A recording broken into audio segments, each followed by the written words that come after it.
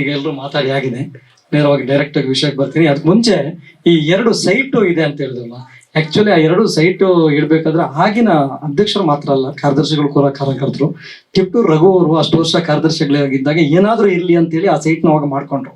ಅದು ನೆಕ್ಸ್ಟ್ ಬಂದವ್ರಿಗೆ ಅದು ಅರ್ಥ ಆಗ್ಲಿಲ್ಲ, ಇದನ್ನ ನಾವು ಬೆಳೆಸ್ಕೊಂಡು ಹೋಗ್ಬೇಕು, ಏನೋ ಒಂದು ಬಿಲ್ಡಿಂಗ್ ಏನು ಅರ್ಥ ಆಗ್ಲಿಲ್ಲ. ಆಗಿನ ಕಾಲದಲ್ಲಿ ಏನಾದ್ರು ಇರ್ಬೇಕು ಸಂಘಕ್ಕೆ, ನಾವು ಇಷ್ಟು ಮಾಡಿ ಏನು ಇಲ್ಲದೆ ಆಗಬಾರ್ದು ಅಂತೇಳಿ ಆ ತರ ಪ್ಲಾನ್ ಮಾಡಿಬಿಟ್ಟು ಒಂದು ಆಕ್ಚುಲಿ ಸೆಕ್ರೆಟರಿ ತಿಪ್ಟೂರು ರಘುವರ ಹೆಸರಲ್ಲಿ ರಿಜಿಸ್ಟ್ರೇಷನ್ ಅಂದ್ರೆ ಇನ್ಸ್ಟಿಟ್ಯೂಟ್ ಅಂಡರ್ ಅಲ್ಲಿ ಅವ್ರ ಸೆಕ್ರೆಟರಿ ಆಗುತ್ತೆ, ಇನ್ನೊಂದು ಜೋಸೆಮನ್ ಇದರಲ್ಲಿ ಆಗುತ್ತೆ. ಬಟ್ ಆಗಿದೆ, ಸೈಟ್ ಇದೆ, ಸೈಟ್ ಬಗ್ಗೆ ಅದ್ರ ಏನು ನೆಕ್ಸ್ಟ್ ಪೇಪರ್ ಮಾಡ್ಬೇಕು ಮಾಡ್ತೀವಿ. ಒಂದು ಎರಡನೇದಾಗಿ ಈಗ ಕಾರ್ಯಕ್ರಮದ ಬಗ್ಗೆ ವಾಸು ಸರ್ ಕೇಳಿದ್ರು ಅಲ್ವಾ ಸರ್, ಕಾರ್ಯಕ್ರಮಗಳು ನಾವು ಏನಾಯ್ತು ಅಂದ್ರೆ ಲಾಸ್ಟ್ ಟೈಮ್ ಅದ್ರ ಬಗ್ಗೆ ನಾನು ಫುಲ್ ಡೀಟೇಲ್ ಕೊಟ್ಟೆ.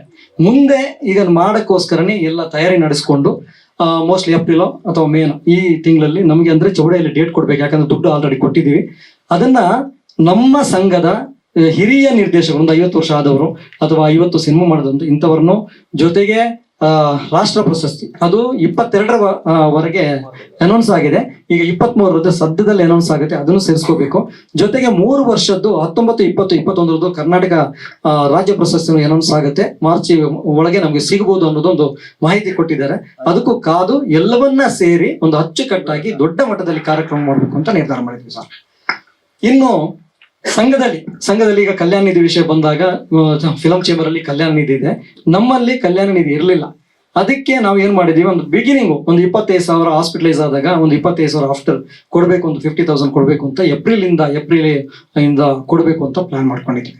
ಅದು ಒಂದು ವ್ಯವಸ್ಥೆ. ಆಮೇಲೆ ಸಂಘದಿಂದ ಈಗ ನಾವು ಒಂದು ಕಡೆಯಿಂದ ಸರ್ಕಾರಕ್ಕೆ ಮನವಿ ಸಲ್ಲಿಸಿದೀವಿ, ಕಲ್ಯಾಣ ನಿಧಿಗೆ ಫಂಡ್ ಬೇಕು, ಇನ್ನೊಂದು ನಮಗೆ ಜಾಗ ಬೇಕು, ಸಿಟಿಯಲ್ಲಿ ಒಂದು ಆಫೀಸ್ಗೆ ಜಾಗ ಬೇಕು, ನಮಗೆ ಜಾಗ ಇಲ್ಲ ಅಂತ ಕೇಳಿದೀವಿ. ಇದ್ರ ಜೊತೆಗೆ ಈ ಗೌರ್ಮೆಂಟ್ ಕಡೆಯಿಂದ ಏನೋ ಫ್ಲಾಟ್ದು ವಿಷಯ ಬಂತು, ಅದನ್ನು ಕೂಡ ಸದಸ್ಯರಿಗೆ ಕೊಡಬೇಕು ಅಂತ ಕೇಳ್ಕೊತಿದ್ವಿ. ಅದು ಎಲ್ಲ ಸದಸ್ಯರಿಗೆ ಹೆಲ್ಪ್ ಆದ್ರೆ ಅಟ್ಲೀಸ್ಟ್ ಫಸ್ಟ್ ಕಂತದ್ದು ಏನು ಅರೇಂಜ್ಮೆಂಟ್ ಮಾಡ್ಕೊಂಡು ಮಾಡ್ಬೇಕು ಅನ್ನೋದನ್ನ ಪ್ಲಾನ್ ಮಾಡ್ಕೊತೀವಿ. ಇದೆಲ್ಲರ ಜೊತೆಗೆ ಇನ್ನೊಂದು ಏನು ಅಂದ್ರೆ, ಈಗ ನಮ್ಮ ಜೆ ಕೃಷ್ಣ ಅವರು ಹೇಳಿದ್ರು ಇನ್ನು 6 ತಿಂಗಳು ಅಥವಾ ಮುಂದೆ ಹೋಗ್ಬೇಕು ಅಂತ. ಆಕ್ಚುಲಿ ನಮ್ಮ ಸಮಿತಿ ಬಂದ ಮೇಲೆ 3 ವರ್ಷ ನಮಗೆ ಕಾಲಾವಧಿ, 2 ವರ್ಷಕ್ಕೆ ಸಾಕು ಅನ್ನೋದು ನಾನು ಎಲ್ಲರ ಜೊತೆ ಡಿಸ್ಕಷನ್ ಮಾಡಿದೆ. ಬಟ್ ಕೆಲವರು ಇಲ್ಲ, ನಿಮ್ಮ ವರ್ಷ ಏನು ಅವಧಿ ಇದೆ ಪೂರ್ಣ ಮಾಡಿ ಅಂತ ಒಂದು. ಆಮೇಲೆ ಎಲ್ಲ ನಮ್ಮ ಸಮಿತಿ ಉಪಸಮಿತಿ ಸದಸ್ಯರಾಗಿರ್ಬೋದು, ನಮ್ಮ ಸಮಿತಿ ಸದಸ್ಯರುಗಳು ಆಗಿರ್ಬೋದು, ಇಲ್ಲ 3 ವರ್ಷ ಪೂರ್ಣ ಮಾಡಿ ಅಂತ ಹೇಳ್ಬಿಟ್ಟು ನಾವು ಹೇಳುವಂತ ನಿರ್ದೇಶಕರು ನಮ್ಮ ಜೊತೆನೇ ಇದ್ದಾರೆ. ಬಟ್ ಯಾಕೆ ಬೇಡ ಅಂತ ಹೇಳಿದ್ರೆ, ಬೇಡ ಅಂತ ನಮ್ಮ ಮನಸ್ಸಿಗೆ ಬಂತು, ಬೇಡ ನೆಕ್ಸ್ಟ್ ಎಲೆಕ್ಷನ್ ಮಾಡೋಣ ಅಂತ ಹೇಳಿದ್ರೆ, ಇಲ್ಲಿವರೆಗೆ ಹಿಂದೆ ಸಂಘಗಳು ಯಾರ್ಯಾರೋ ಕಟ್ಟಿದ್ರು ಬೆಳೆಸಿದ್ರು, ಆದ್ರೆ ಈಗ ಹಾಗಿಲ್ಲ. 2 ವರ್ಷ ಆಗಿದೆ. ಈ 2 ವರ್ಷದಲ್ಲಿ ನಮಗೆ ನಿರ್ದೇಶಕರ ಸಂಘ ಅಂದ್ರೆ ಅಥವಾ ನಿರ್ದೇಶಕರಂದ್ರೆ ಮೂಲ ಸರ್. ನಿರ್ದೇಶಕರಿಗೆ ಎಲ್ಲ ಕಡೆ ಮಾನ್ಯತೆ ಸಿಗಬೇಕು ಅನ್ನುವ ಪ್ರಯತ್ನ ಹಿಂದಿನವರು ಮಾಡಿದ್ದಾರೆ, ಸಿಗಲೂಬೇಕು. ಯಾಕೆಂದ್ರೆ ನಿರ್ದೇಶಕನಲ್ಲೇ ಸಿನಿಮಾ ಆಗಲ್ಲ, ನಿರ್ದೇಶಕರಿದ್ರೆ ನಿರ್ಮಾಪಕರು ಬರ್ತಾರೆ, ಇಬ್ಬರು ಕಂಬೈಂಡ್ ಆದ್ರೆ ಸಿನಿಮಾ.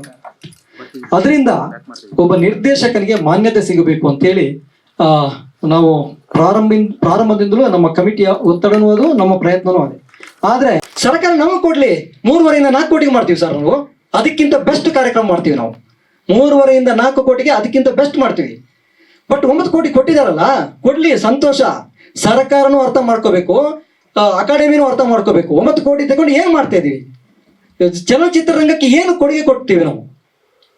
ಚಿತ್ರರಂಗ ಇದ್ರೆ ಮಾತ್ರ ಅಕಾಡೆಮಿ.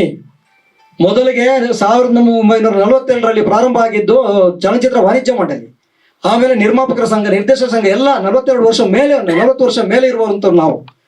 ಇವತ್ತು ಒಂದು ಅಕಾಡೆಮಿ ಬಂದು ಯಾವುದೇ ಮಾಹಿತಿ ಕೊಡಲ್ಲ, ಏನೂ ಮಾಡಲ್ಲ. ಫಿಲ್ಮ್ ಫೆಸ್ಟಿವಲ್ ಬಂದಾಗ ಹೋಗಿ ಸರ್ಕಾರಕ್ಕೆ ಮನವಿ ಸಲ್ಲಿಸಿ ಅದೆಷ್ಟೋ ಕೋಟಿ ತಗೊಂಡು ಬಂದು ಅದನ್ನ ಏನ್ ಮಾಡ್ತಾರೆ? ರಿಜಿಸ್ಟರ್ಗೆ ಸಾರಿ ಕೇಳಿದ್ರು ಅದನ್ನ ಅವ್ರು ಕೊಡಕ್ಕೆ ನಮ್ಗೆ ರೆಡಿ ಇಲ್ಲ.